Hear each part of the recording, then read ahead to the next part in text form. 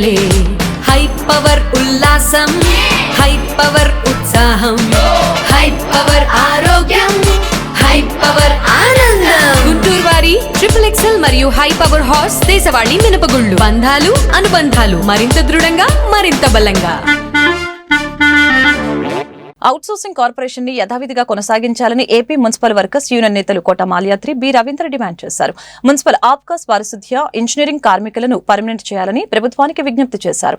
Municipal కార్మికుల న్యాయమైన demands ని పరిష్కరించాలని కోరుతూ సోమవారం జిల్లా కలెక్టరేట్ ఎదుట ఏపీ మున్సిపల్ వర్కర్స్ యూనియన్ ఆధ్వర్యంలో ఆందోళన కార్యక్రమం జరిగింది. ఈ సందర్భంగా వారు మాట్లాడారు. మున్సిపల్ కార్మికుల సంక్షేమాన్ని దృష్టిలో పెట్టుకుని వారి సమస్యని పరిష్కరించకపోతే చలో అసెంబ్లీ కార్యక్రమం చేపడతామని హెచ్చరించారు.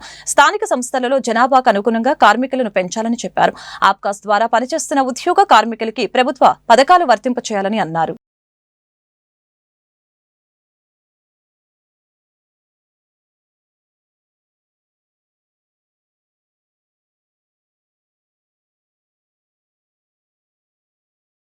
రాష్ట్ర వ్యాప్తంగా మున్సిపల్ కార్మికుల ఆందోళన కార్యక్రమం ఇవాళ కలెక్టరేట్ దగ్గర విజయవంతంగా జరుగుతూ ఉంది. దాంట్లో భాగంగా ఇవాళ గుంటూరు నగరంలో కూడా నిర్వహిస్తూ ఉన్నాం. మరి గత ప్రభుత్వం ఏదైతే ఆప్కోస్ని మరి పెట్టడం, దాని ద్వారా 1వ తారీఖు జీతాలు ఇవ్వడాన్ని మరి అట్లాగే దాంట్లో మరి పిఎఫ్ ఏజే సంబంధించి కొన్ని ఇబ్బందులు ఉన్నప్పటికీ దాన్ని మరి రద్దు చేసే ఆలోచన మానుకొని ప్రభుత్వంగానే మరి ఆప్కో సంస్థని నిర్వహించాలని కూడా ఏఐటీజీ కోరుతా ఉన్నాం.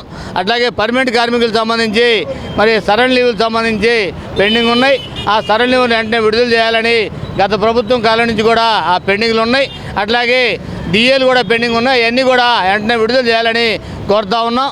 మరి స్కూల్ చేపర్ సంబంధించి కూడా ఆ సమస్యని పరిష్కారం చేయాలని, మరి కాంట్రాక్ట్ కార్మికులందరూ కూడా వాళ్ళ సమస్యల పరిష్కారమే కాకుండా ఇప్పుడు ఉన్నటువంటి పని భారం తగ్గాలంటే మరి రాష్ట్ర వ్యాప్తంగా కూడా పట్టణాలకు సంబంధించి మున్సిపల్ కార్పొరేషన్లో జనాభా విస్తారంగా పెరిగిపోతూ ఉన్నారు, నివాసాలు పెరిగిపోతూ ఉన్నాయి.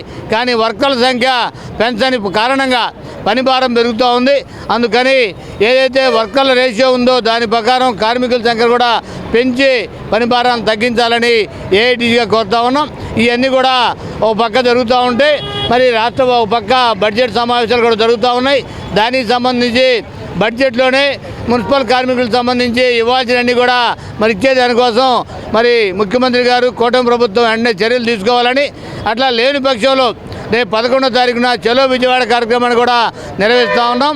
ఈ మధ్యలోనే సమస్య పరిష్కరించాలని, లేని పక్షంలో చలో విజయవాడ నిర్వహిస్తామని కూడా ప్రభుత్వం మున్సిపల్ కార్మికుల సమస్యలను పరిష్కరించాలని, అదేవిధంగా మరి ఈ కూటమి ప్రభుత్వము మరి క్యాబినెట్లో అవుట్సోర్సింగ్ కార్పొరేషన్ని రద్దు చేయాలని చెప్పేసి అనేది నిర్ణయం చేయటము, దీని మీద కార్మికులు తీవ్రమైన ఆందోళనకి గురవుతా ఉన్నారు.